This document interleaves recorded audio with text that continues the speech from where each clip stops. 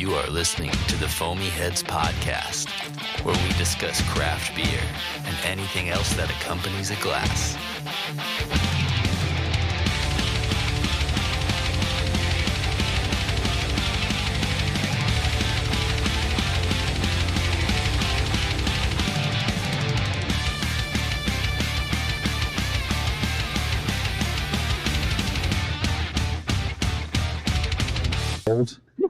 Because now we're see, we can't even use technology.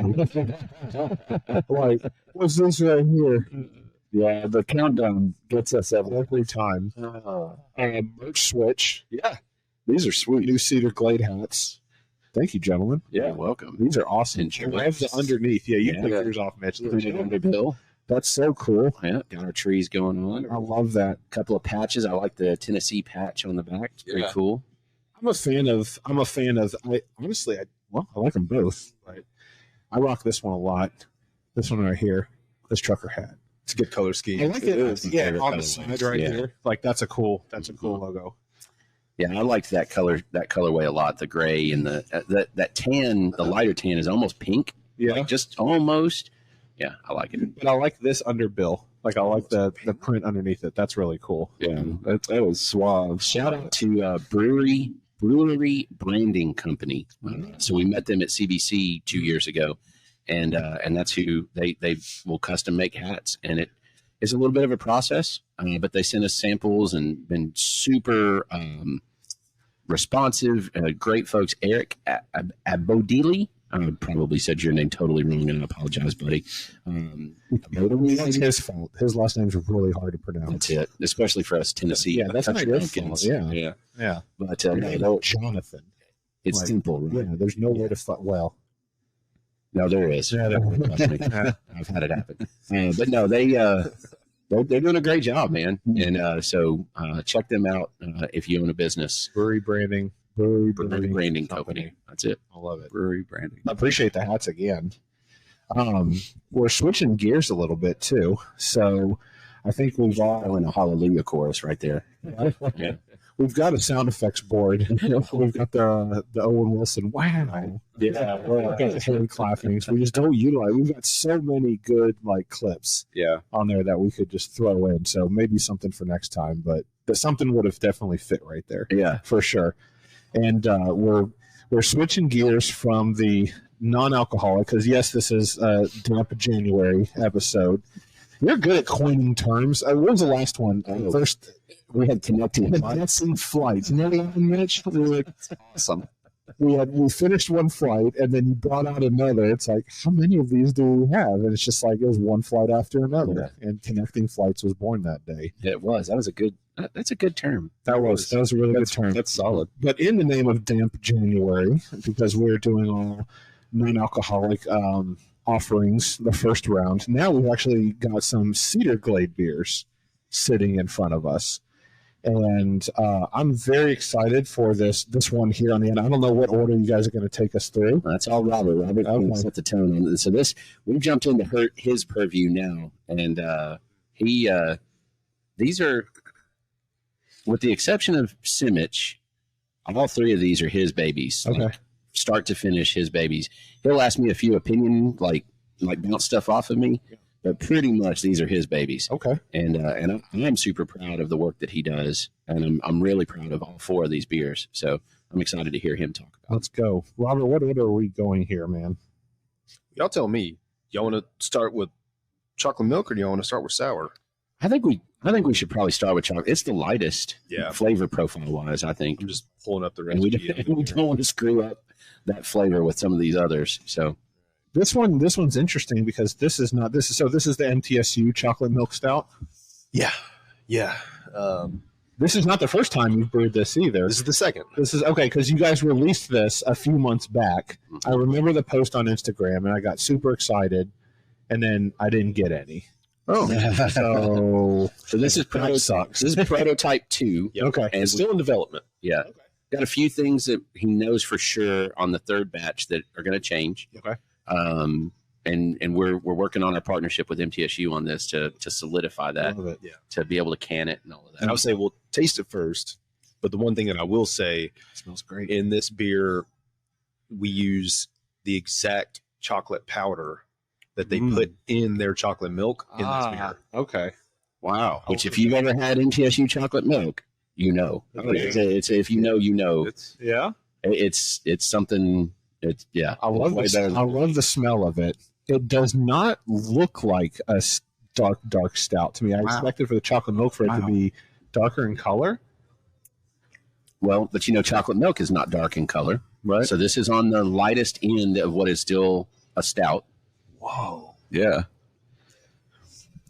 it's like hey, that's a great balance with chocolate milk and the base. None of these flavorings are like taking over either. Yeah. I'm getting the beer, I'm getting the chocolate, I'm getting the creaminess. Like, I'm getting every flavor profile. Yeah. And nothing stepping on each other. Super balanced. Oh, that's good. That is solid. What's the ABV on this one? 5.5. 5, it's low. 5.6. Nice. Yeah. Oh, that's tasty. That is awesome. So I'd love your feedback. It is good, but what do you think that it still needs? Because we fully acknowledge that it still needs some things. Oh, yeah. Well, so for me, the color is a little throwing me off. It's definitely not subtracting from the experience, but like when I see a stout and I think like dark, I thought this was the chocolate milk stout, just because it's much darker. I'm thinking a little bit darker in color. I don't know. It's hard to mess with it. Like the rest of it tastes really good. Yeah. I don't know. I didn't have the first one, so I'm actually very interested in what the difference was between the first one and this one. So the first one I brewed on our small 1-barrel pilot system. So I had to scale up this recipe to a larger 3.5 barrel. Sure. I didn't change anything on the recipe. I added a little more chocolate powder. But in scaling up the recipe, it's not quite like a linear progression. Yeah. Like it doesn't swell. It doesn't, You don't scale up that by properly. 3.5. No. Yeah. So that's where I need to make some adjustments because it did come out lighter than what the last one was. Okay. As far as the flavor, it's pretty close. Pretty close. Yeah. I had to add, I guess, a couple different rounds of chocolate powder in this one because the initial wasn't chocolatey enough. For me, the biggest thing on this that it needs to be just like this much thicker, thicker, okay. Like a little more lactose in there, just a little more body. Yep. Yeah, I'm not a lot. Not a lot. Yeah, I'll probably increase the boil time at least 30 minutes, maybe another hour. What would that do? So that's gonna. I mean, for one, it could make it a little darker. A little more alcohol, but I can scale the recipe to make it different. Right. But I want to thicken it up a little more. But not a ton, because this is one that we do want to be able to serve at a football game and still drink. Yeah. But we don't want a heavy like. I want to drink this when it's warm outside too. Yes. And if it's too heavy, then I'm going to steer away from it. But it still has to have a little more body so that it is still chocolate milky. Yeah. Right? And I'm also adding more lactose in this next go around as well. Interesting. To make it a little more creamier, more like chocolate milk. Right. So what was the inspiration for something like that? So we've got a great partnership with MTSU, not just with athletics, but with the university itself. Robert's an alum from the fermentation sciences program over there. And so we got to know Dr. Johnston, who has since retired. And we've also become pretty good friends with a fellow named Andrew Ottman, who is the head of marketing, not like the department, not like the school of marketing, but like marketing for the university. I see. Okay. And ever since we started doing beer in the beer garden, he's been like, we got to do a chocolate milk stout. We got to do a chocolate. And we didn't do it for 2 years. And then finally it's like, okay, Andrew, we'll do it. And he was able to get us in connection to get the chocolate powder. And he's helped us.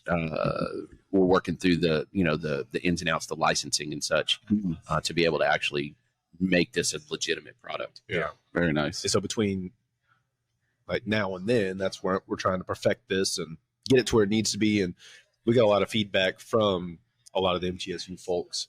Like even little things like adding a little bit of table salt to it. That was crazy. And that accentuates the chocolate flavor. Dude, it was awesome. I can see that actually. Yeah. It could be it's salty, like adding a little bit of table. It's not going to make it a saltier beer, but it's going to. We're talking make like, the chocolate shine a little bit more. Yes, we're talking like 10 grains of salt in this size. You know what I mean? Just a smidge. That's wild. When Dr. O'Brien is who suggested that, and she said that, and I was like, I was very skeptical, and then I did it, and I'm like, Yeah. holy crap! Well, she worked in the dairy industry for a long time. I think the closest thing I can equate that to is I had a buddy that was talking to me about, and I think it was, I can't remember if it was Gentleman Jack or if it was just regular number 7. He was like, next time you have it, he goes, just put a drop of water. Like if you're drinking it neat, don't drink it on the rock. If you're drinking it neat, put a drop of water in it. He goes, and it opens up the whiskey and it makes it taste completely different. I'm not a whiskey head, so like I can't sit there and go, oh, you know, I'm tasting much different. Everybody I've talked to that's like big into Jack Daniels, I'll ask them about that, and they go, game changer every time. Yeah.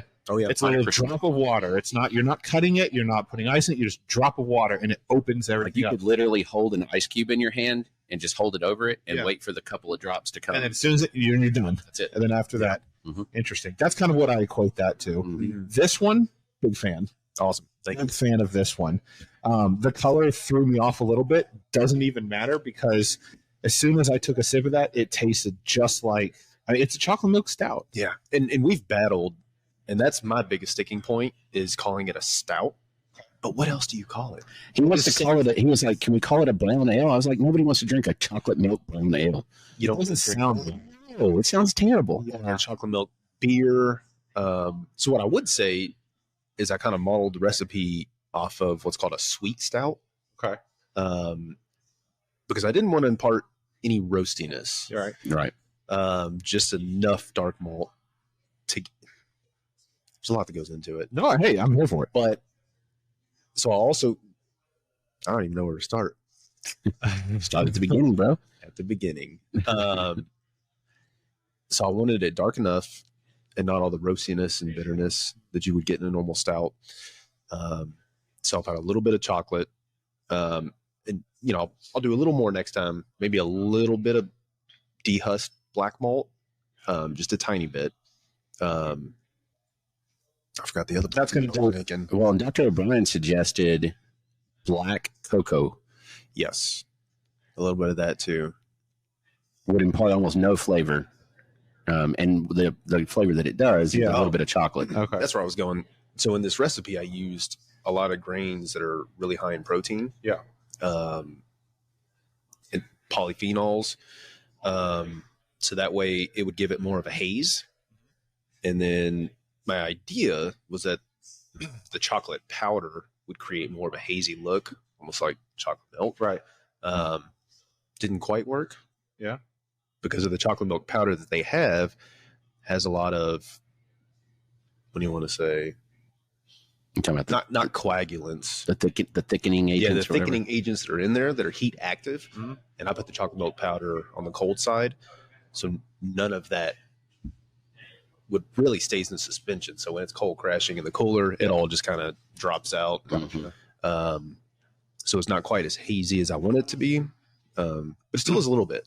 So I'm thinking if I darken it up a little bit, the stout word won't be too much of a stickler. And maybe we do 2 adds of the chocolate, and you do one when it's hot, and you do one when it's cold. Taste them side Yeah, by I side. can do that too. Well, I need to try it. I'm afraid of that thickening agent, but maybe it'll be amazing. Yeah. Prototype number 3. And I think it was something you said just a few minutes ago is chocolate milk is not dark. Was that you? Mm-hmm. Or I was right. One of you gentlemen said that, and now that makes sense. Like if I'm sitting here and going, "Oh, this is a stout. It's not dark," and you go, "Yeah, but this is chocolate milk stout." That's right. This resembles a chocolate milk, Right. more than a This stout. is not. No, lump of coal. Yeah. Had that one last time I was here. Completely different beer. Yeah. Oh, yeah. 100%. But if I ever got a glass of chocolate milk that looked like lump of coal, I'd be like, I see what you're saying. not sure about that. But in my mind, I was viewing this as a stout, that would have a chocolate milk flavoring to it. But in what you guys are trying to go for is, yes, it's a stout, but we want the chocolate milk to shine, and then kind of like the rest of it to be like complementary on the back end, which in that case, it works. I get it. Just in my mind, when I see stout, I automatically think of something like this. For sure. And I think there's a very clear distinction here that I like to tell people is that it's not a chocolate milk stout. It's a chocolate milk stout. That's where it's at. It's not a chocolate milk stout. It's a chocolate milk stout. Yes. I love it. That's excellent. Excellent distinction. It's like comma save lives. You guys, the meme? Yeah. Right? Yeah. Like, let's eat, comma, grandma, or let's eat, grandma. Yep. Or no comma, let's eat, grandma.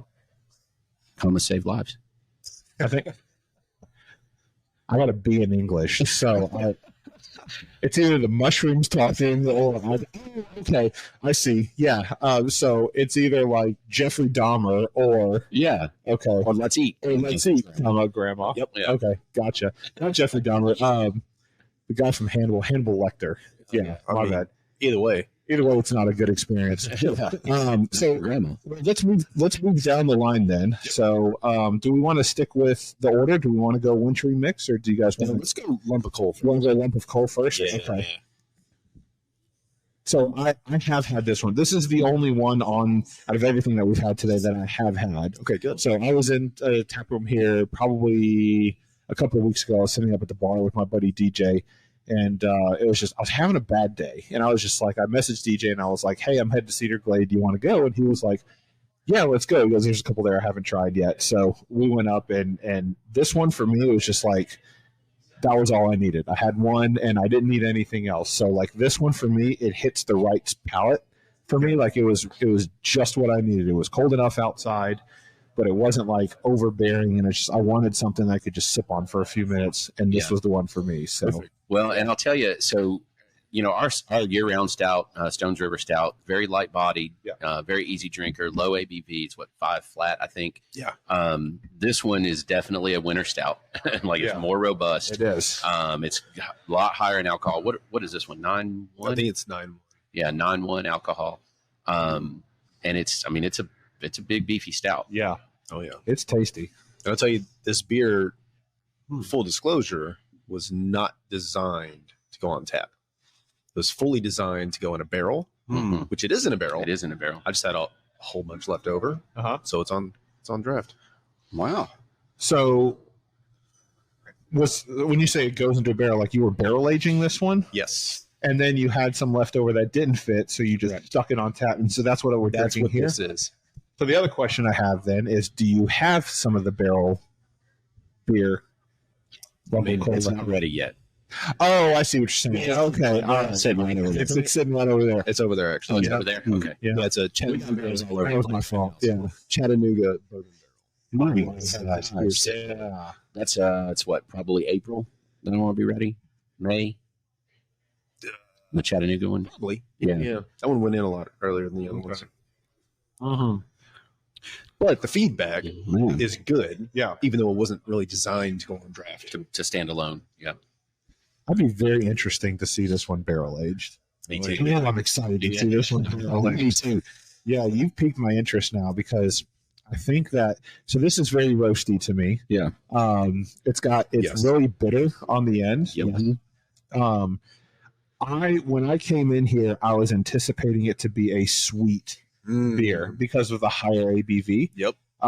Did not get that on this beer. This is it's right in the middle of where the sweetness should be. I was expecting it to be heavier, like on the sweetness side, because of the higher alcohol. But this is exactly right. Oh, I'd love to see this barrel aged, And you will. and I'm just gonna have to wait. I just have to wait for it. We haven't even pulled a sample off of that yet. Nope. So we don't even know what it's doing right now. Yeah. Man, I wonder if it will have another sweet element to it from all the Bourbon barrel aged. yeah. Well, the Chattanooga bourbon is fantastic. So if it picks up some of it's going to be awesome. How much of it do you guys have over there? Like, how big is that barrel? 56 gallons. 56? 53, 56, somewhere around there. That's gonna barrel go size. fast. Yeah, it is. minute you pull that out and put that on tap, it's going to go fast. Yeah. Or is the plan to bottle or can it and sell it? Like what's both. both? You're going to can it and then Probably do 5-gallon keg. Yeah. Throw it on draft, Ooh. and then either And the rest. can Okay. the rest. Hell yeah. Yeah, we're switching from bottles. We did just make that decision on all of our special release beers. We're going to switch away from bottles and go to the 16 cans. yeah. Well, you have the canning line. Yeah, canning line. The small canning line. Yeah. And bottles they're just not as durable. Right. You know. Harder to transport. They're heavier. Mhm. Yeah. Economically, it makes more sense to go to a can as well. I think. Yeah. Well, And they're fresh. exactly. Yeah. Yeah. Not everyone wants to open up a giant bottle of beer, Right. That's the other thing. especially a big beer. Right. Yeah. So is this going to go in a 16 ounce then or 12 ounce? 4 16. packs of 16. 4 packs of 16. Hmm. Hate buying beer. Put it on my tab. And there we go. Solid one. Yeah, that's really tasty. That's really tasty. We're doing wintry mix. Wintry mix. Yeah, if you do Simic, it's going to completely wreck your bottle. Okay. Yeah. I don't know what. Let's say rinse with some water. Yeah, for sure. Okay. I don't know what style of beer this is. This wintry mix. That's all you, baby. You brewed it. Say it's a mild sour. Mild sour. Mild sour. Okay. Like it's not as Kettle? low in pH and no. No. Nope. Okay. All yeast. Okay. You taught me that last time, by the way. We were sitting on this episode because I was The asking. kettle sour? Yeah, I didn't know the difference. I mean, like I knew there was a difference, but like, what's the difference between a kettle sour and then something that maybe like that might have soured naturally or soured in like barrels or like yeast in it? But the kettle sour is like it's a more efficient, it's a faster way of doing things. So that was all new to me. So I asked that question specifically because now I know what I'm doing. Well, and the kettle sour is fairly consistent as well. That's the big thing. It's Yeah. reproducible. Right? You can make the same thing, the same result. Yep. Yeah. That's a good point. You don't think, yeah, Yeah, once I get to that you control it. pH range, then Yeah. you just shut it off. Crashing out. Nice. You throw stuff in a barrel and you rely on some type of natural souring. Out of your hands, right? Yeah, you're going to do volume 1, volume 2. I mean, it's just not going to be the same. Well, that's why series exists, right? That's right. Race the font. That makes sense. That's it. That makes sense. Yeah. Yeah. Okay, wintry mix then. Let's go.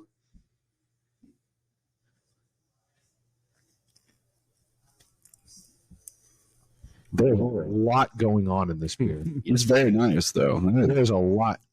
Oh, And I specifically didn't tell you anything about it other than mild sour.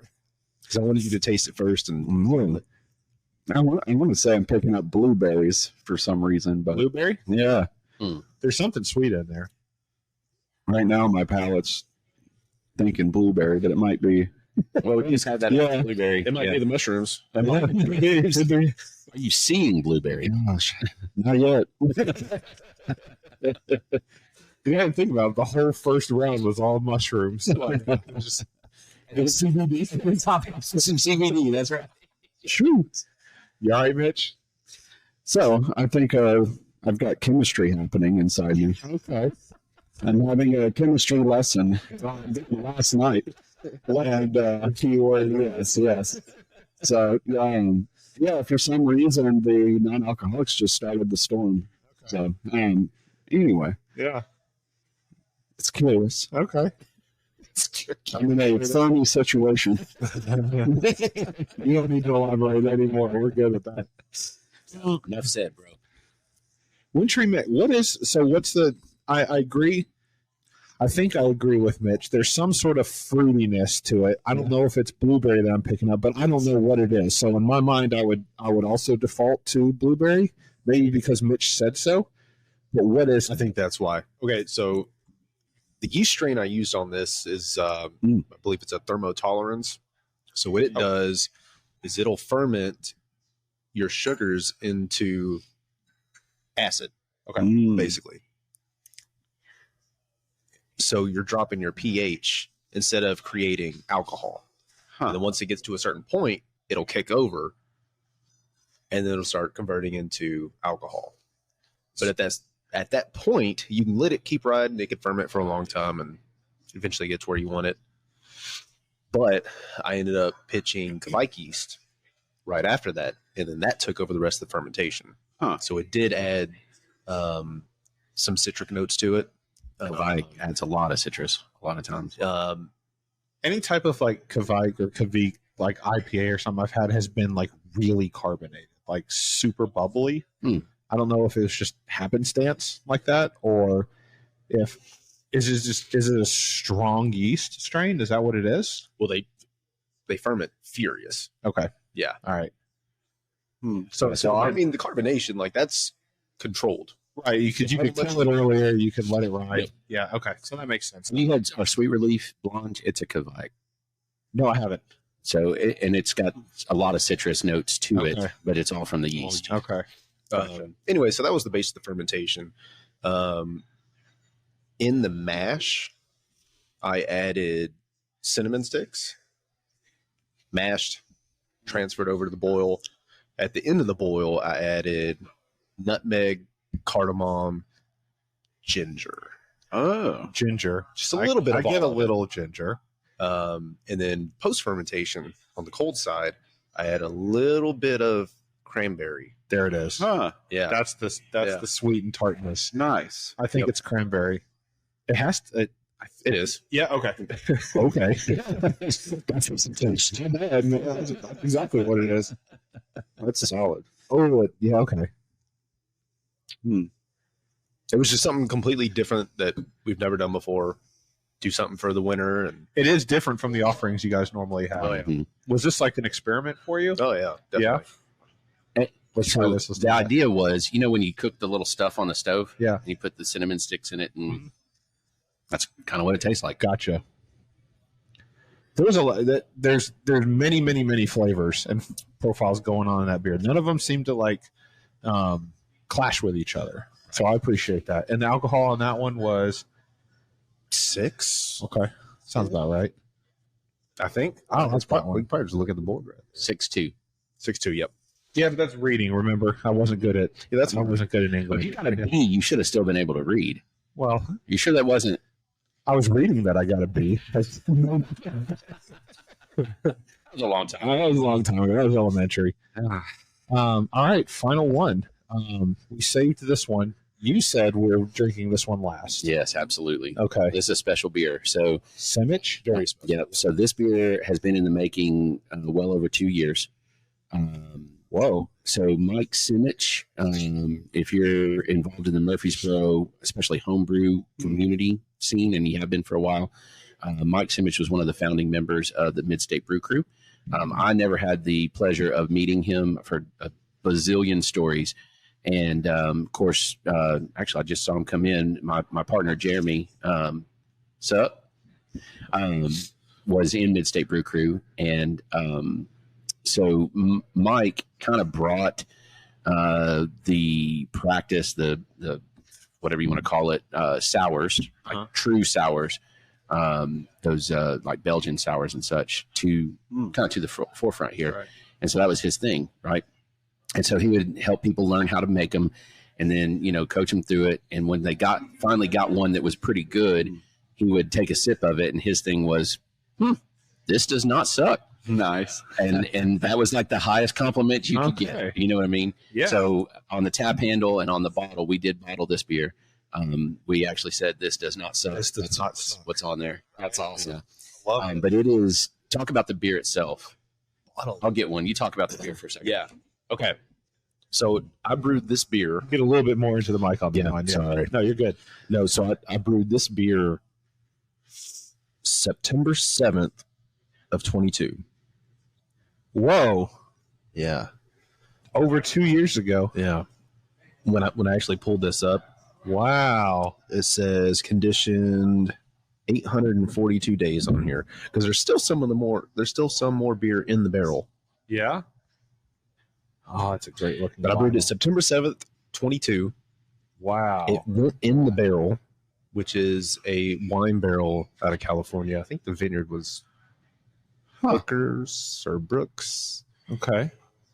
Don't hate me on that one. Oh, I love But it went into the barrel September 29th of 22, and then it came out of the barrel about a week before that bottling date that's on there.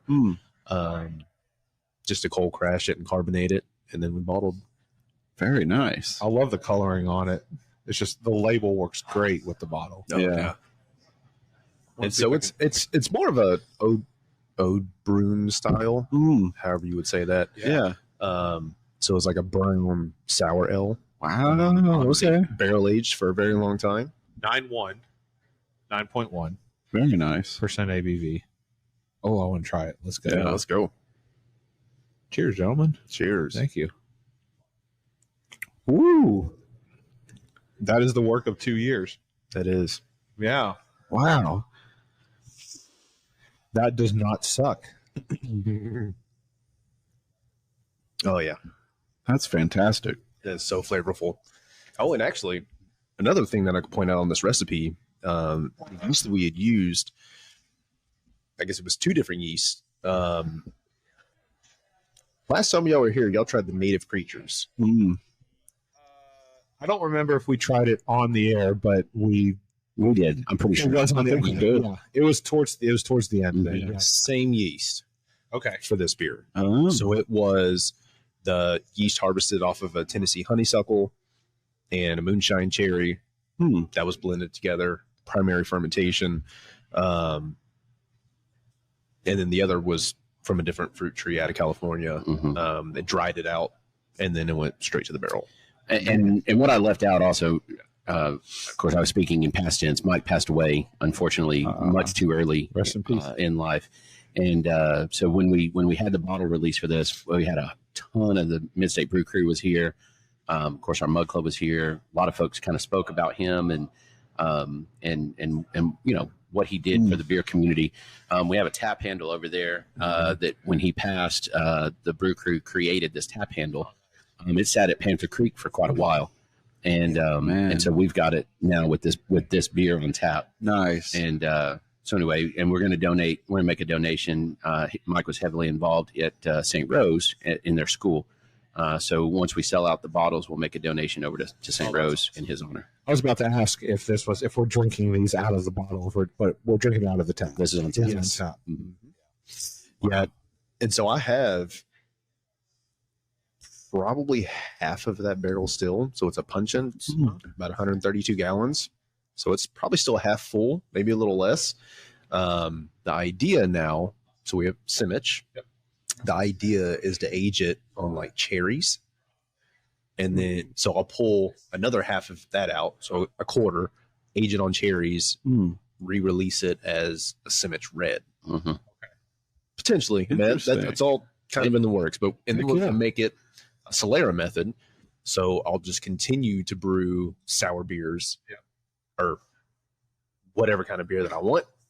Throw it in the barrel, and all the bugs that are in there will just sour it as it goes. And you just continue to use that.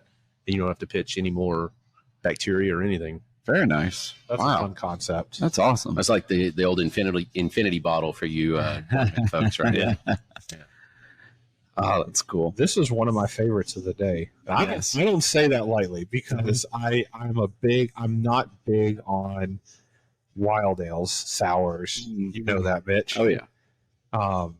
Kettle sours fruited sours is typically where I go just because I like sweeter than I like tart, but I also like kettle sours more than I do like other kind of sours because for me kettle sours is more tart than funky. Yes, this is funky. It is. It's kind of to me, but I typically stray away from this stuff. But for whatever reason, I'm gravitating towards this, and maybe that's a palate change, or maybe it's just an ode to your brewing process, your aging. Great work, by the way. Thank you. But for some reason, like it can't say it better. It does not suck. It's a really good beer. Definitely does not. I don't know if you mentioned this. We would be remiss to not mention Art Whitaker in this as well. So a lot of folks in the beer community in Middle Tennessee and really all over the place are familiar with Art, and Art's done a lot of work, especially with sour beer.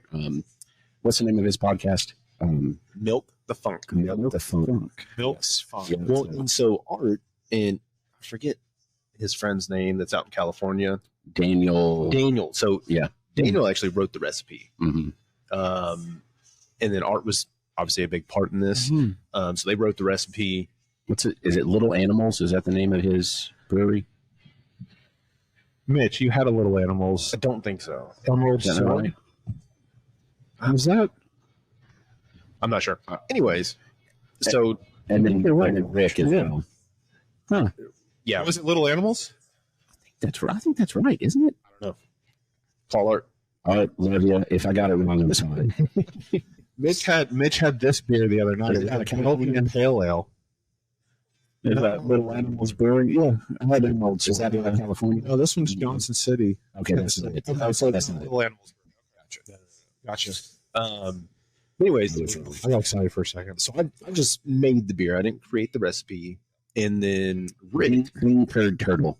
Nice. bean curd turtle. That Bean curd turtle. Oh, right. I see it now. Bean curd turtle. Bean and curd then- turtle. Sorry. I've been reading. is That's that Rick's. Yeah. This one here.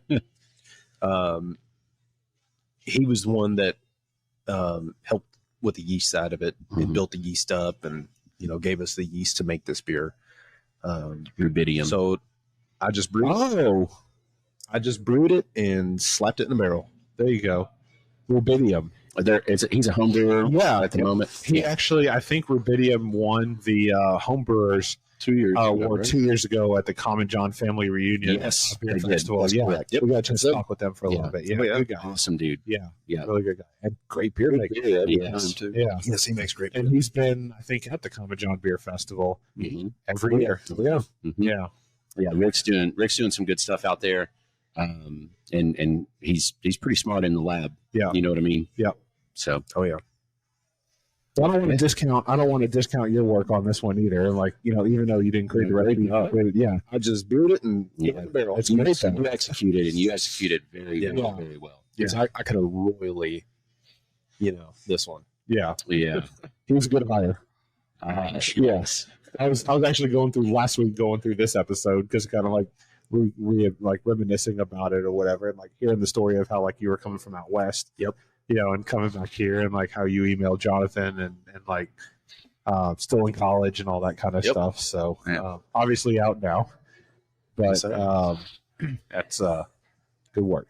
Yeah. That's And a this good is- one. That's fantastic. And this is all of these have been, well, all of the Cedar Glade ones have been great. Okay, so this auto CBD cider right here, It's delicious. it's really good. Yeah. Really freaking I'm not a good. big cider fan, just like you were saying. Yeah. But it's not so sweet. I know the thing with a lot of ciders are just too syrupy. Yeah. So I think the mushrooms mixed with the CBD definitely was what got Mitch going. With last night, we combined last night. Last night was rough. I mean, it was one of those. We started out at Proper Sake or Rice Vice having sake flights of beers, and then we moved to, I think, went to Nobles where we had like wings and like smoked bologna sliders. Yeah, I had a few cocktails after the sake thing, and Yeah. then I came back, had more sake. Uh-huh. Then we had those beers, and it just And then we get here today. Jonathan was like, "You know what sounds really good right now? Mushrooms." well, I just did not expect that kind of body chemistry to happen with me today. I mean, you never know. It was wild. Let's just dump a big old sour on top. Why not? Because why not? So we've got about 5 cases of 12 of those bottles left, and that'll be it. That will never be bottled again like that. And then we've got a little bit of it on tap. Right. So if you're a sour fan, if you're watching this and you love sours, Come get this beer. you need to do that. This one right Yeah, here. that is incredible. 9.1%, 16.9 ounce bottle, 22 ounce bottle. Sorry about that. 22 ounce bottle.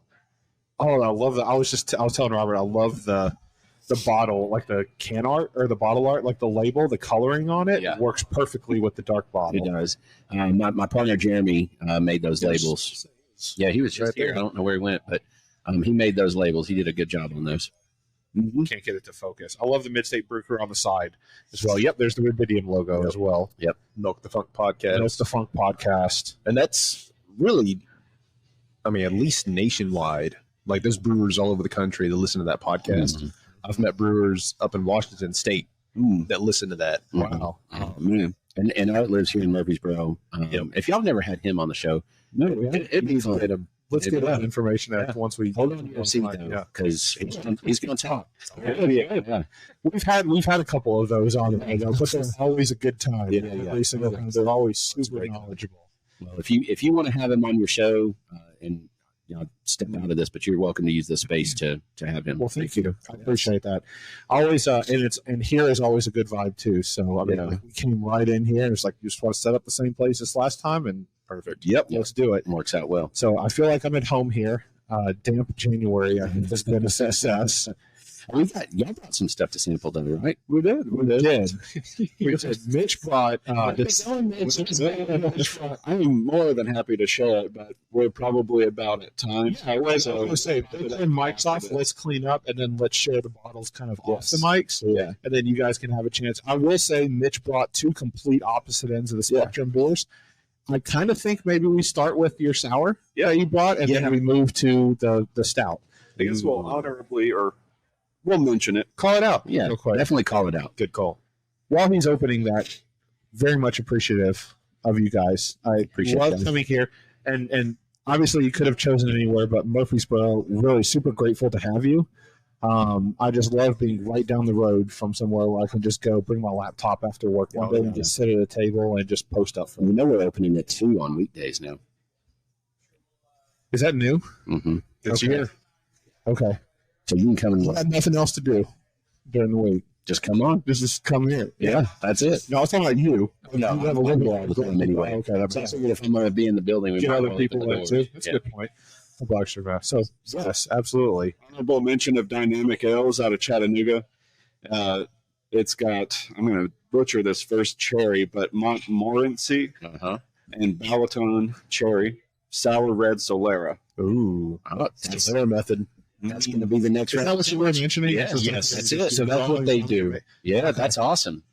And then we That's a have, cool tie-in. Yeah. That is a really cool that was coincidence. perfect. Yeah. And then we've got a Batch 1 Theory 6th Anniversary Cake Barrel Aged Series. Sure, that could teach me a thing or two because this will be my first time doing it. Southern Grist, right? Okay. Yes. Yeah. 22-month and 15-month bourbon barrel aged imperial stout. Conditioned on toasted coconut, cocoa nibs, candy pecans, toasted pecans, pistachio, and vanilla bean. And it's a 6th anniversary. Yeah. I hope the coconut's fallen off a little bit because Yeah, me too. I know coconut is a pretty quick adjunct to kind of fall off, and I'm not big on coconut, so I'm hoping if it's there, it's light. You like coconut? I love coconut. I do not like coconut. So this should be an interesting taste test.